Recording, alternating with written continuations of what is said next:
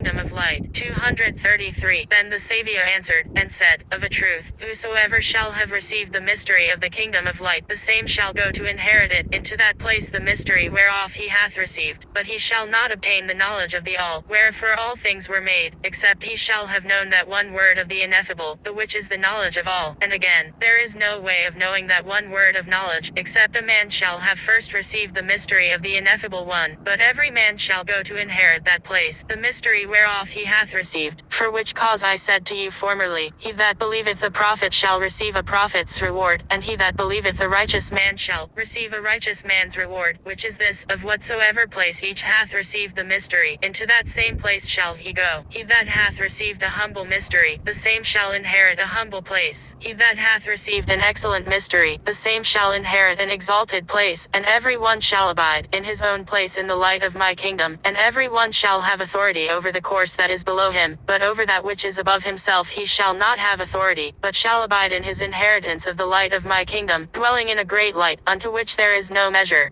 The generative law of the all was the first mind, but the second was the effused chaos of the first. In the third place, the soul received a law, and began to operate, whereupon she the soul, enveloped in the figure of a fawn, struggles with death, suffering a probationary penance. At one time, invested with royalty, she beholds the light, at another, cast down into misery. She weeps, now she weeps and rejoices, now she weeps and is judged, now she is judged and dies. When shall her deliverance be? The wretched one hath entered, as she strayed, into an evil labyrinth. But Yahshua said, Father, suffer me, she in quest of evil, or the chaste of evil ones, upon earth wandereth about, destitute of thy spirit. She seeketh to escape from the bitter chaos, but knoweth not how to pass through. For this cause send me, O Father. I will go down holding the seals. I will pass through all the aeons. I will reveal all the mysteries. I will manifest the forms of the gods, and the hidden secrets of the holy way. I will teach, giving unto them the name of Gnosis.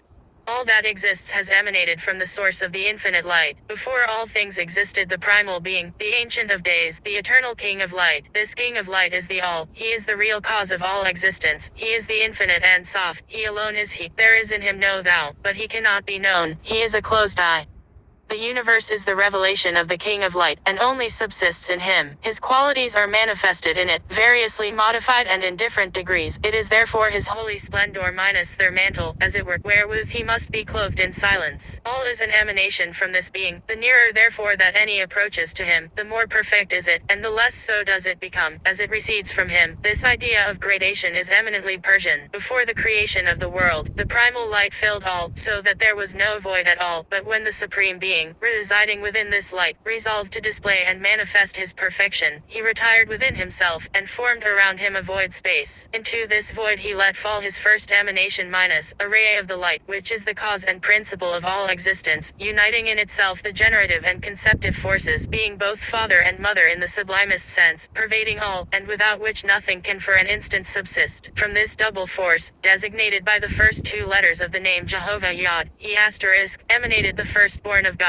the Tikkun, or universal type Platonic idea, and the general container of all beings, united within himself by means of the primal ray. He is the creator, preserver, and prime animator of the world. He is the light of light, possessing the three primitive forces of the Godhead, the light, the spirit, and the life. Inasmuch as he has received what he gives, the light and the life, he is considered as equally a generative and conceptive principle, as the primitive man, Adam Kadmon, and as man himself is called the little world, or the microcosm, so this being, his type, is properly designated the great world, or macrocosm. In this their Adam Kadmon, the principle of light and life. The Kabbalists have united the attributes of the same principles amongst the Persians. Adam Kadmon has manifested himself in 10 emanations, which are not indeed actual beings, but sources of life, vessels of the almighty power, types of all the creation. Their names are, the crown, wisdom, prudence, magnificence, severity, beauty, victory, glory, foundation, empire. To wisdom they gave the title Jah, to prudence Jehovah, to magnificence El, to severity Elohim, to victory and glory Sabaoth, to empire Adonai. Part 1. Gnosticism and its source is Gnosticism and its origin Pistis Sophia, the Book of Enoch. Gnosticism in its beginning influence of Judaism on the ancient world, the Zend Avesta, the Kabbalah and the Talmud. Indian sources of Gnosticism minus, Mains Buddhism, Simonianism, Basilides, the Ophites, machinery of the Gnosis.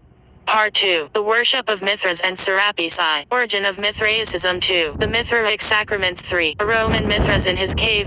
Mithraic talismans v. Gnostic